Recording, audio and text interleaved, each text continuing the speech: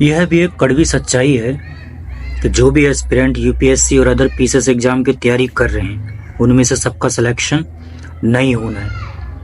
कारण है इसके पीछे क्योंकि सीटें है बहुत ज़्यादा कम और सक्सेस रेशियो है उससे भी ज़्यादा कम, यानी 1.5%। यानी इन 1.5% के अलावा जो भी एस्पिरेंट है वो सब असफल हो जाते हैं हर साल।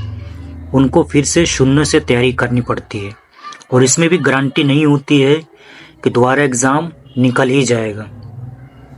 तो कई लोग, कई एस्पिरेंट जो इस फील्ड में कूद चुके हैं या जो कूदना चाहते हैं, इस बात का ध्यान रखें कि जिनके पास धैर्य, बेस्ट टाइम मैनेजमेंट, स्ट्रेटजी और त्याग, ये चीज़ें हैं तो ही वो इस फील्ड में कूदें, क्योंकि ये एग्ज़ाम की तैयारी आपसे त्याग मांगती है।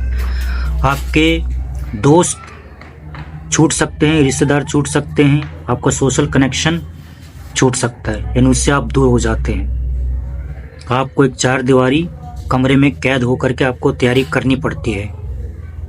और ऐसे भी एग्जाम्पल हुए हैं कि जिन्होंने एक साल में फर्स्ट अटैम्प्ट में ही इस एग्ज़ाम को निकाल लिया, क्रैक कर लिया है।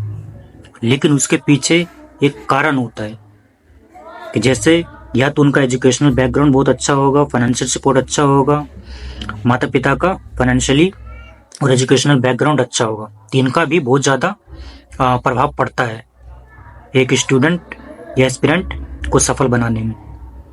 और ये भी बात सच है कि 99.99% बच्चे तो नॉर्मल कंडीशन में आते, कुछ 0.1% ही ऐसे होते जो एक्स्ट्रा ऑर्डिनरी होते हैं, जिनका फर्स्ट अटैम्प्ट में कि इन्होंने कभी इस फील्ड की तैयारी नहीं की, ना पहले से इन्होंने तैयारी किया, लेकिन उनको गाइडेंस बहुत अच्छी मिली, उनका एजुकेशन बैकग्राउंड बहुत अच्छा था, तो इस एग्ज़ाम को क्रैक कर पाए।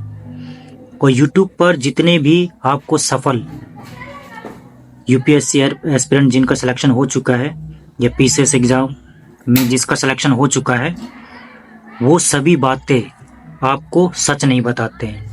जो कह रहा है कि मैं फला कोचिंग मैंने ज्वाइन की और इस एग्ज़ाम को क्रैक कर लिया, ये एक बहुत बड़ा मिथ्या है, 100% झूठ है।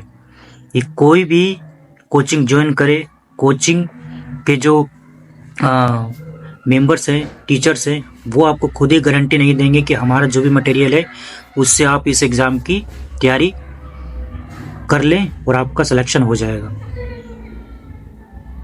क्योंकि बहुत ही ज़्यादा डायनेमिक एग्ज़ाम है। इस चीज़ का ध्यान रखना, ये बहुत ही ज़्यादा डायनेमिक एग्ज़ाम है। इसमें कम से कम 6 से 7 सब्जेक्ट आपको बहुत अच्छी तरीके से पढ़ना होता है, वो भी जनरल स्टडी करनी होती है। कोई इसमें महारत हासिल नहीं करनी होती है, कोई पीएचडी नहीं करनी होती, कोई रिसर्च नहीं करना होता है। यानी जो भी एस्पिरेंट सिलेबस के अनुसार चलता है और उसको चलना ही पड़ता है सिलेबस के अनुसार। जहाँ आप सिलेबस के अनुसार नहीं चलेंगे, मार्केट के जो भी मटेरियल हैं यूपीएससी के या पीसीएस के, उस पर रिलाई करेंगे पूर्ण रूप से, तो आपका ये सिलेक्शन नहीं होने वाला है। सोच के देखो कि अगर कोई ऐसा परफेक्ट बुक होती, मटेरियल होता, तो बाकी सब कोचिंग क्या कर रहे होते। तो सारा खेल इसमें best strategy, time management, best guidance का है और कंसिस्टेंसी, परसिस्टेंस, कंसिस्टेंसी, डिसिप्लिन, ये अगर आप में है तो आप इस एग्ज़ाम को जल्दी क्रैक कर लेंगे। क्योंकि हर एस्पिरेंट के लाइफ में कुछ ना कुछ हर्डल्स, दिक्कतें होती है। किसी का फाइनेंशियल सपोर्ट बहुत कम होता है, किसी का एजुकेशनल बैकग्राउंड बहुत ज़्यादा अच्छा नहीं होता है। ज़्यादातर तो बच्चे सरकारी स्कूल से पढ़े होते हैं, कहाँ प्राइवेट स्कूल से पढ़े होते हैं या बहुत अच्छे स्कूल से पढ़े होते हैं। और ज़्यादातर के माँ बाप क्या होते हैं, अनपढ़ ही होते हैं। ठीक है, इन सब चीज़ों का बहुत ज़्यादा प्रभाव पड़ता है किसी भी एग्ज़ाम की तैयारी करने में। कि जैसा माहौल होगा, जैसी संगति होगी, उसका असर हर एस्पिरेंट पे रहता ही है। तो YouTube पे जो भी आपको बताया जा रहा है, उसकी जो भी वो स्ट्रेटजी आपको फॉलो कर रहा है, या सेमिनार लगा देते हैं, वो बताते हैं कि मैं तो शुरू से ही लग गया था, बचपन से ही लग गया था, ठीक है, मैंने ये कोचिंग को ज्वाइन किया, ये मटेरियल पढ़ा, तो मेरा सिलेक्शन हो गया। ऐसा बिल्कुल भी नहीं है, सच बात नहीं है। और ज़रूरी नहीं है कि वो जो फॉलो कर रहा है वो भी तुम फॉलो करो, तुम्हारा सिलेक्शन हो जाएगा। हाँ, उससे तुम हेल्प ले सकते हो, उससे आप हेल्प ले सकते हो जहाँ तक आपको उससे हेल्प हो सकती है।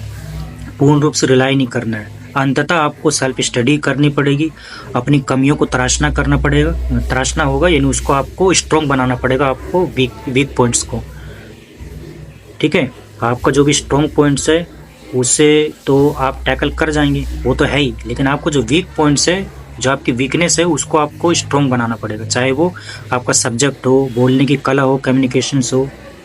ठीक है, और जो भी इस फील्ड में आ रहे हैं तो ये काफ़ी प्रेशराइज जॉब है।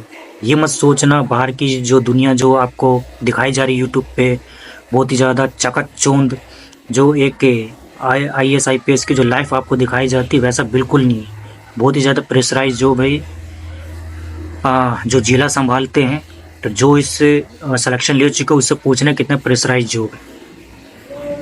आकर्षण में आकर के इस एग्ज़ाम की तैयारी ना करें। आपको देश सेवा करनी है, देश के प्रति जिम्मेदारी निभानी है, ठीक है, तो ही इस फील्ड में आए। केवल माँ बाप के नाम रोशन करने के इरादे से ना आए। और भी अदर फील्ड हैं तो उसमें आप सक्सेस हो सकते हैं। बहुत सारी चीज़ें हैं, कोई बिजनेस फील्ड है और अदर फील्ड हैं। स्किल्स डेवलपमेंट पे आप काम करें, यानी आप अपना जो बी प्लान है वो भी करके रखें। लेकिन जहाँ आप इसको लंबा समय देंगे तो अंत में जाकर आपको बहुत ही ज़्यादा गिल्ट फील होगा कि मैं इस फील्ड में क्यों कूदा, क्योंकि आपका कीमती वक्त ये खा जाएगा और बाकी सबसे आपका कनेक्शन दूर कर देगा, चाहे वो दोस्त हो, रिश्तेदार हो, सोशल मीडिया हो, सोशल कनेक्शन कुछ भी हो। और ये भी इसका देखो, जो तैयारी करते हैं तो एक बेहतर इंसान बनकर ही निकलता है। उसका माइंड का लेवल, सोचने का तरीका बहुत ही ज़्यादा चेंज हो जाता है। तो ये प्लस पॉइंट भी है इसका कि जो भी इस फील्ड में तैयारी कर चुके हैं तो उसको बहुत ही अच्छे चीज़ों की जानकारी हो जाती है, बेसिक नॉलेज हो जाती है, कंसेप्चुअल नॉलेज हो जाती है और एक बेहतर इंसान वो हो जाता है।